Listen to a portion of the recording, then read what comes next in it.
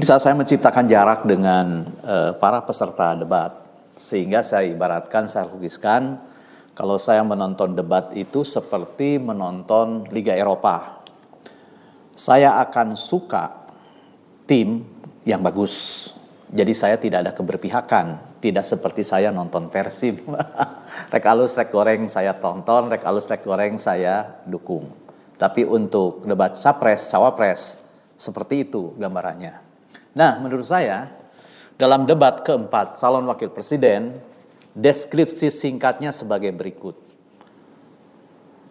Muhaimin Iskandar mengalami rebound dibandingkan dengan debat sebelumnya. Gibran mengalami stagnasi dan Mahfud MD mulai mengegas.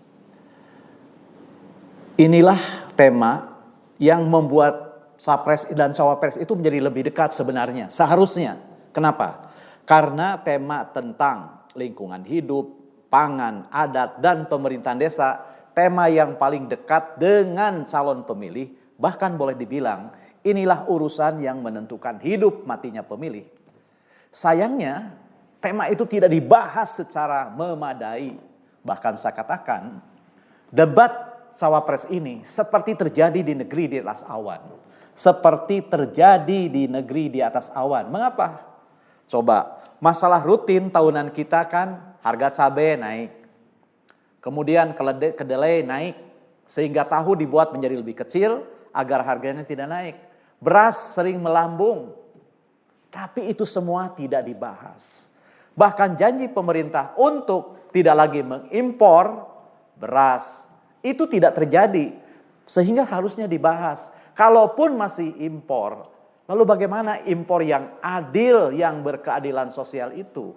Jadi jangan sampai ketika petani sedang panen, impor dilakukan gitu ya. Nah, itu semua tidak dibahas, malah dibahas yang jauh-jauh. Jadi secara konten tidak memberikan manfaat yang nyata dalam mendekatkan hubungan emosional antara calon pemilih dan ketiga kandidat. Tetapi ada berkah tersembunyi. Apa berkah tersembunyi itu? Meskipun secara konten tidak memberikan gambaran yang jelas tentang positioning ketika cawapres, tapi secara karakter debat kemarin memberikan petunjuk tentang kelayakan calon wakil presiden yang bisa kita pilih. Mengapa? Karena ini merupakan sesuatu yang sangat esensial.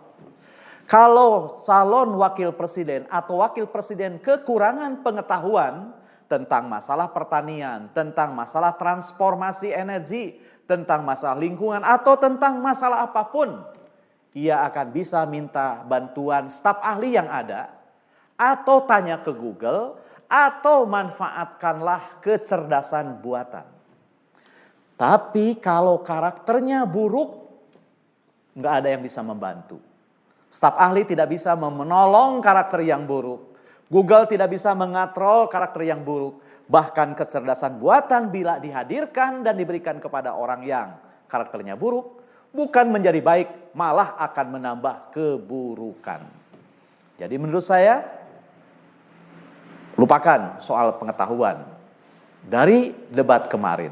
Tapi Anda renungkan calon wakil presiden mana yang paling layak Anda pilih. Dilihat dari kematangan, kesantunan, keutuhan berpikir, dan cara-cara yang layak di Indonesia. Kenapa? Kita susah mencari yang sempurna, tetapi amat mudah menemukan kesalahan orang lain. Dan sebagai orang Indonesia, kita punya etika, punya adab dalam hal menunjukkan kesalahan orang lain. Bayangkan, bila pemimpin kita punya cara-cara yang brutal dalam menunjukkan kesalahan lawan bicaranya, akan menjadi apa republik ini? Inilah jalan kemuliaan bagi kita semua.